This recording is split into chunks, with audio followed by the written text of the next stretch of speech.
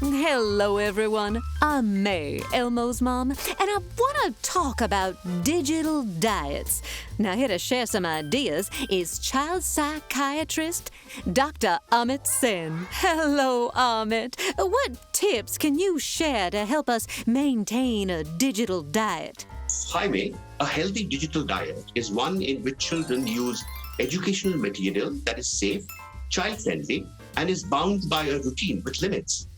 One way of finding out if the material is appropriate is to see it yourself first and then decide whether you want to share it with your child or not. Really? Well, I'll be sure to try out any new content I want to share with Elmo. Setting the times and places for being on screen is key to defining a good screen time routine. Once kids get to know and get used to it, they know that other times are for other activities. Oh, that is interesting. Yeah, Louie and I'll definitely try to do that with Elmo. Watching screen in a well-lit room helps to keep your eyes healthy.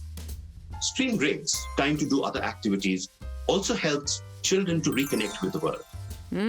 Well, these are great tips. Thank you, Amit. Anytime, May. And that's it for May's Minute.